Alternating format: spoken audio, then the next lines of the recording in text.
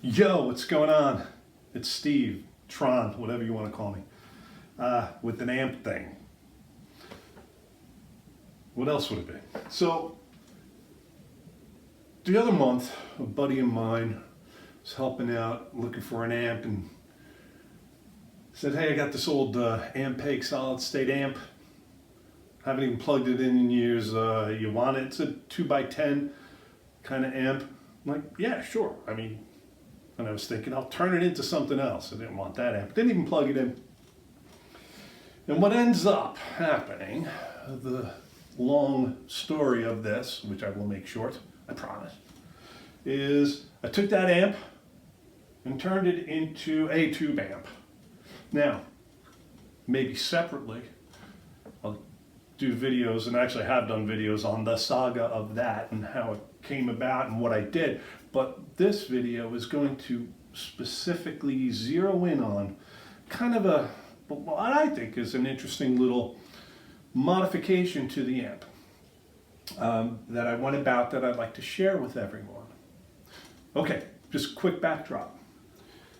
When I first went about looking at the amp, saying, what could I do with this? One of the first things that jumped out was there in the amp itself, there was already a spot for the power transformer that had to go. It was set up for a solid state amp.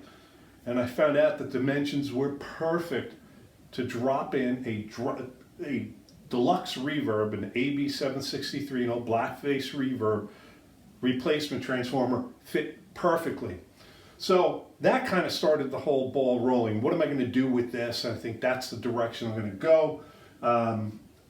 With that in mind, two things that I tried to keep in place as I put this amp together. One is to try to have one part of the circuit, the amp can be played almost directly as a deluxe reverb, AB763 circuit, and then separately also be able to have other channels or modifications in the amp above and beyond that. So keeping that in place and then having modifications. Actually, I guess it's three things. So pristine AB763 deluxe reverb was one of the goals. Separately, the ability to have mods that can be pulled, can be turned on and turned off or tried out. That's what we're going to be looking at in this video.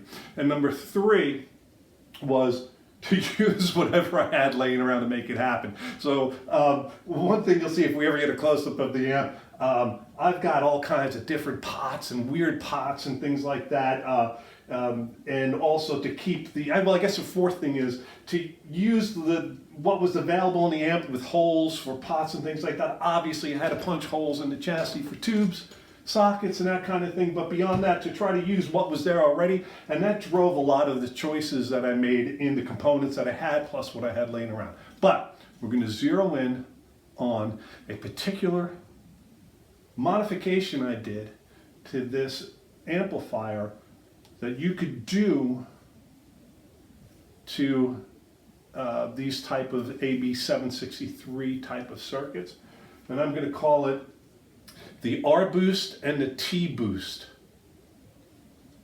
Spoiler alert, R stands for reverb and T stands for tremolo. I should have named it the V boost because Fender calls it vibrato. Oh well. Well, there you go. So stick around. We're going to actually look at the circuit and show you what I did. And then we'll do demos. Oh my God. All right.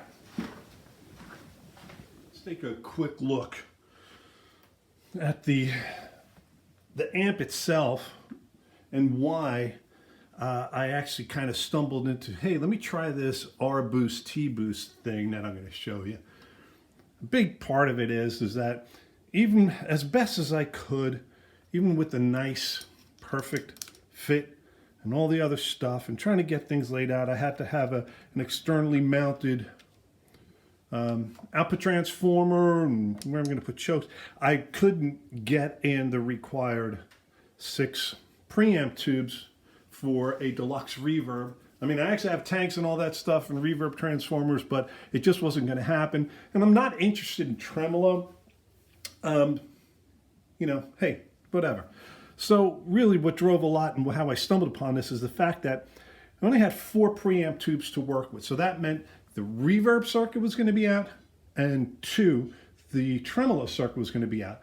But how can I remove those from the circuit and still keep the integrity of a deluxe reverb as opposed to a deluxe amp? There's a big difference in the circuit between a deluxe reverb amp and a deluxe amp. They were born around the same time, but if you look here in a deluxe reverb, a lot of the character of this amp is in this additional gain stage, or you could call it the reverb recovery gain stage for the vibrato channel. The deluxe amp does not have that, does not need that. And at some point, maybe in the future, if anyone's interested and they can want to ask me about it, how did I end up with 2 channels? You'll see I did something a little different to feed in. They both feed into this extra gain stage because I wanted them in phase.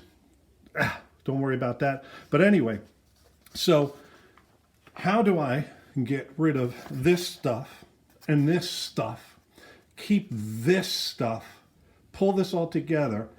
And then as I was looking, and I'll show you when we put it down, how I came up with this reverb boost and tremolo boost. All right, so going on to the paper. Oh, shut up, printer. Why is my printer making noise at me right now?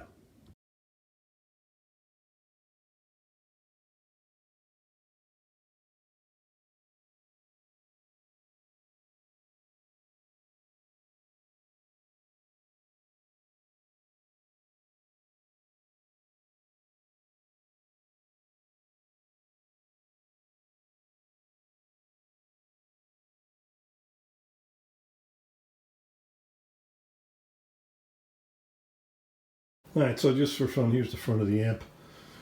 What we have, ignore the stuff on the bottom. I'll probably do a P-touch thing on that just to maybe just cover it up. This is what I've got in silver Sharpie. Plug your guitar in here. Don't plug it in there. I gotta cover those holes. Yeah, so those are a couple extra holes that were left over from the original amp. Here's the first channel. So you got your volume with a push-pull bright switch, your treble, middle, bass, and then here's volume 2 for this is the high drive channel, by the way. That's why it's got red. Here's the cooler Fender, pretty much stock Fender channel with your V2, T2, M2, B2 over there, and just the way that everything laid out. This is the switch that cuts in and out the negative feedback loop, and then here are the most mysterious, arcane, covered by shadow because I'm a terrible videographer. R boost and T boost down here. I put a little mini chicken. By the way, all these had to be like little tiny baby knobs because of they were kind of like Marshall type knobs on here, and with the tiny pots and the close spacing, there wasn't much room for anything else. I mean, there was probably a couple places I could have done, but I just wanted to be a little consistent with the others. Plug your guitar into here, you dumbass. That's me talking to myself. And then there's the fuse, and there's an on-off switch. Pretty much try to use what was available. There you go. Have a nice day.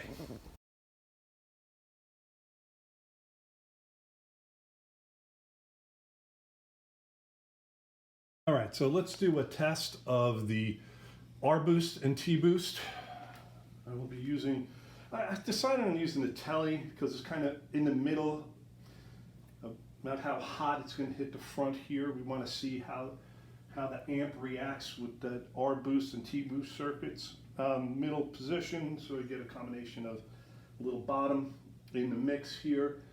And I've got it set so it's just about breaking up.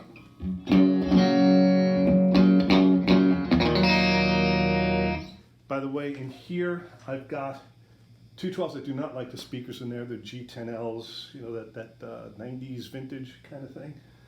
210s, it just doesn't work with the amp. I've got two 12s in here. One's a Weber Blue Dog from early 2000s and a Scumbag. I forget which is which, but I've got them wired in parallel. We're going 4 ohms out. I've got a selectable switch there. So this is the sound of the guitar and amp, pretty much clean.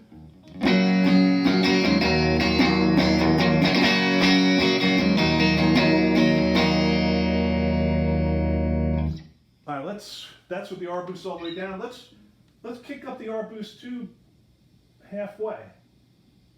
See what happens.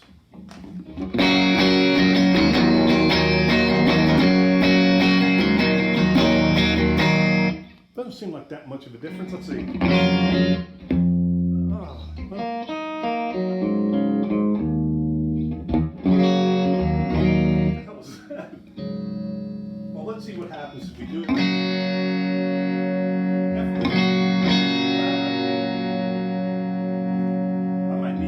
I might need to try a Les Paul in the front.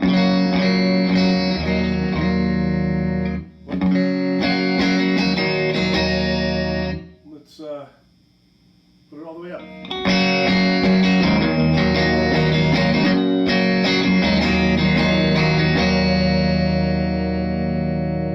right. By the way, I've got it with the negative feedback loop engaged. It's in the Fender-ish channel right now. I do not have the higher gain channel. And all right, I mean, it's fuller. That's kind of interesting. I don't know about that pop.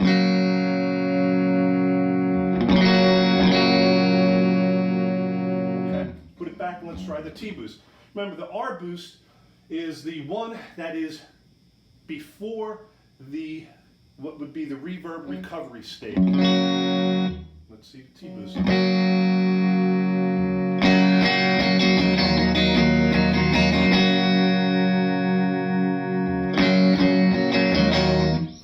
Doesn't seem to do much. Turn them both up.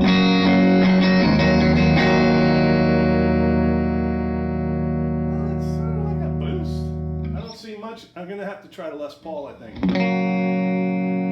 fun, let's actually dial in the drive channel.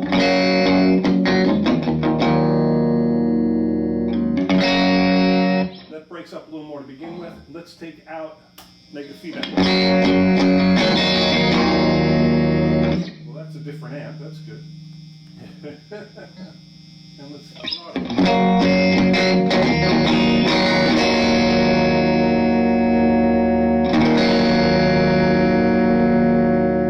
So there it is. Let's say more like an AC 15-ish, AC 30-ish. Picking up a lot more hum out of the guitar. I've got the drive channel. In this case, it looks like we've got a little more reaction. I've kicked out the negative feedback loop, so more like a Vox circuit. This channel has higher gain in the first stage, and as you can witness by the volume and the breakup. So it seems like we got something going there.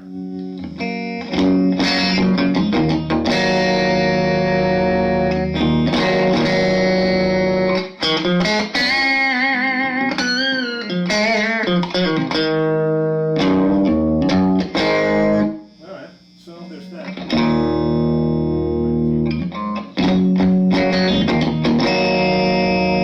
Little ice picky baby. Well, that could be a...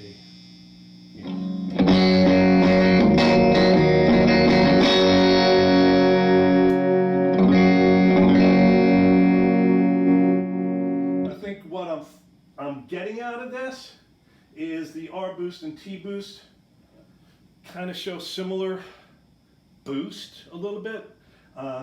With this guitar and this setup, it's not setting the Fender channel with a negative feedback loop engaged, which cleans up the signal. It doesn't seem to drive it into further breakup that much, at least with this guitar.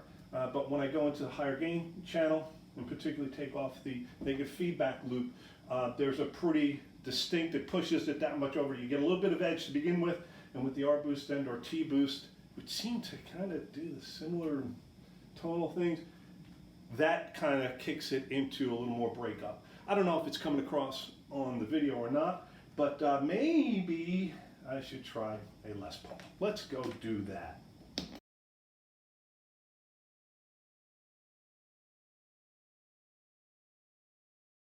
All right, actually not going Les Paul, going somewhere in the middle. Well, at least, I mean, Les Paul could have the same pickups. These are Classics, I think. This is from this is a 90s Dot. Awesome guitar. Got a couple of these. We'll love them. So just changing it up a little bit. In the Fender channel, I've engaged the, just to get the sound I was looking for, I've engaged the bright switch. That's on the neck pickup, so gets a little brighter than.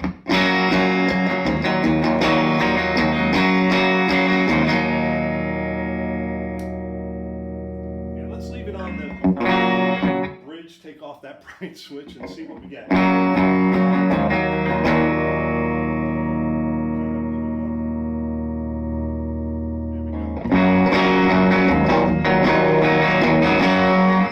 So we're in the Fender channel.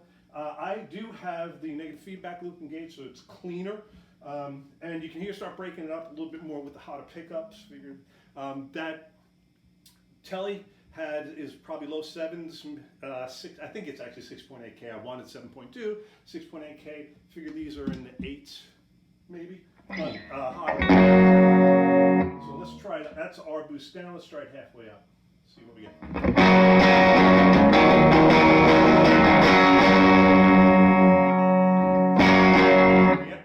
Makes a difference there. It pushes it over that edge.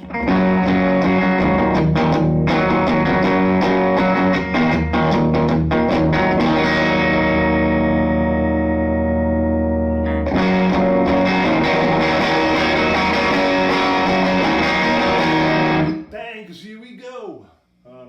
Yeah, I like that. That's it back down. I mean, it's getting a little bit of a break up, but certainly that R boost kind of really does kick it over.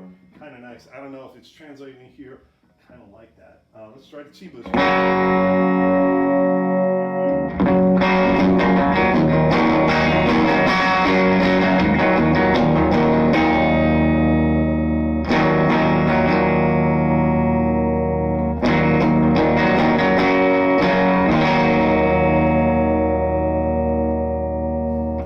Maybe not as much as the R boost. Let's see. Quick, do them side by side.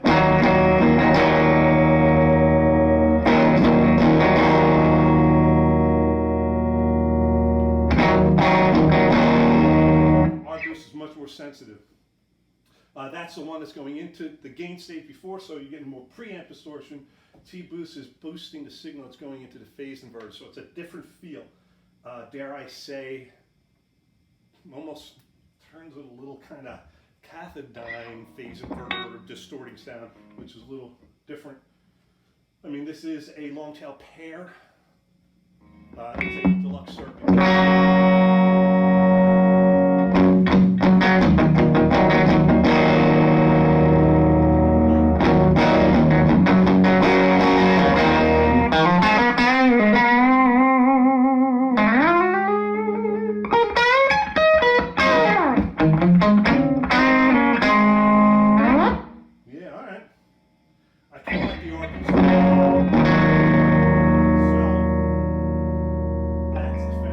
Let's see what happens. I have a feeling it's going to be much more pronounced here.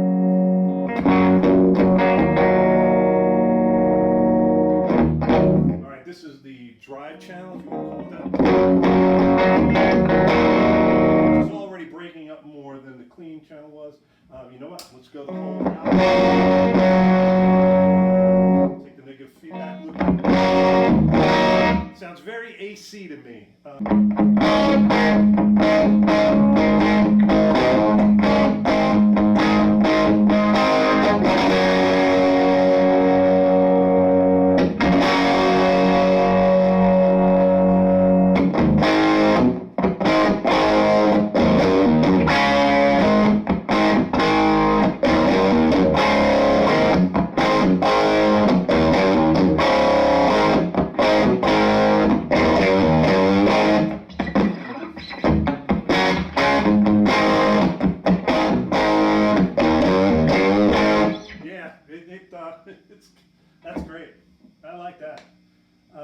Yeah, I don't know if it's translating.